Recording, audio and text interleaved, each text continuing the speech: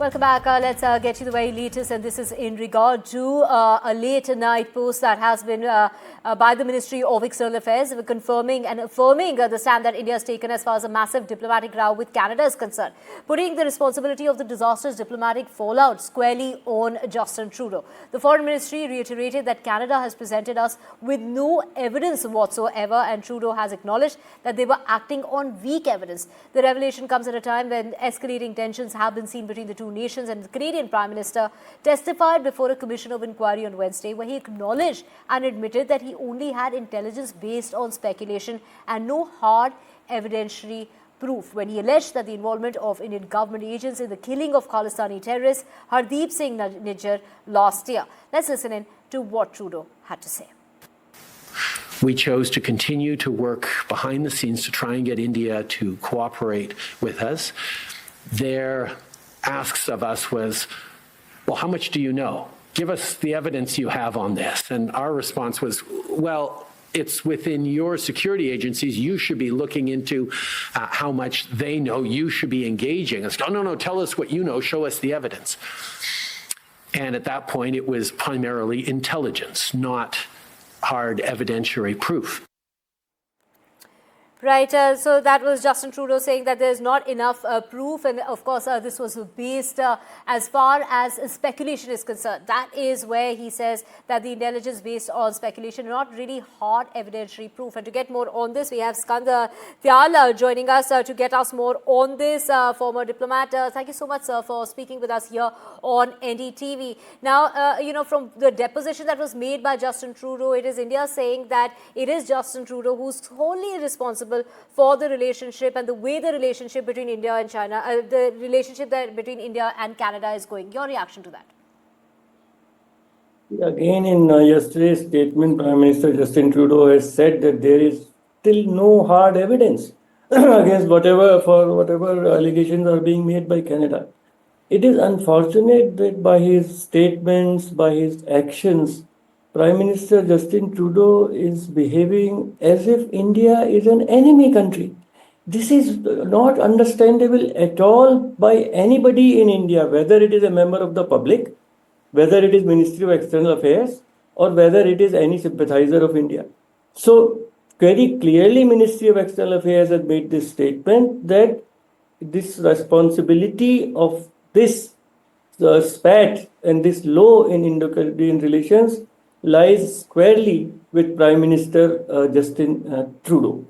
And unfortunately, he has totally aligned his country's interests with a very small number of Khalistan supporters of Canada, which are supporting his prime ministership, but are supporting, so it is an electoral game.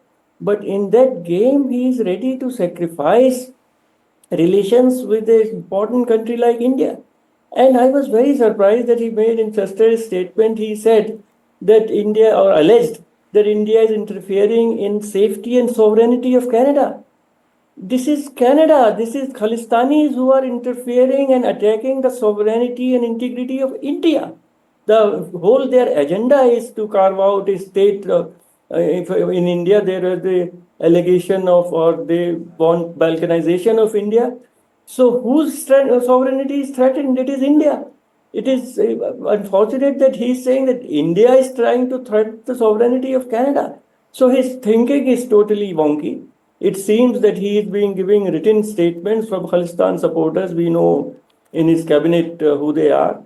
And but it is, Canada is a thriving democracy. Leaders change, parties change. We have recently seen even leaders who remain in power come have an anti-India stance. They also change their views. The president of Maldives was recently in India. So it is very clear that Indian statements should be that there is nothing, India doesn't hold anything against the people of Canada.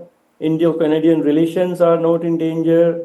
They can go on in trade and commerce and people to people or whatever aspect. Diplomacy has many dimensions. Bilateral relations have many dimensions.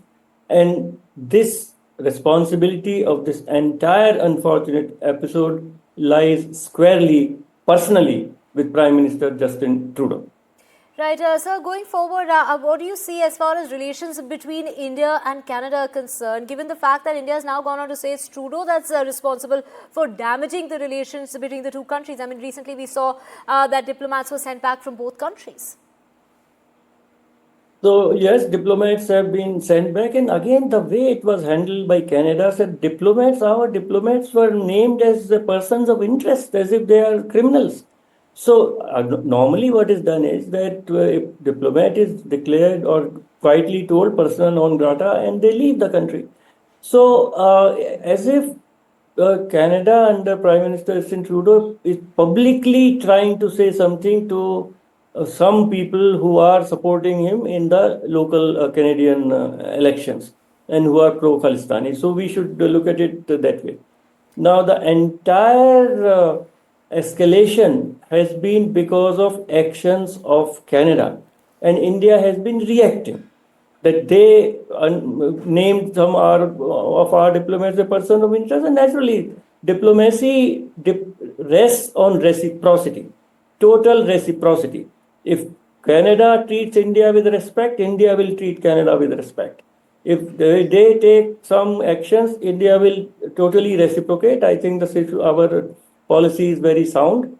And I think both countries are trying to keep trade, investment, people to people relations, visa, etc., outside these differences.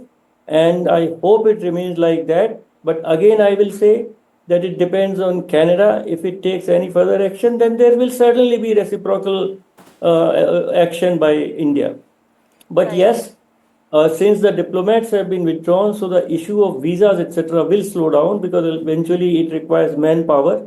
So that will be an immediate effect.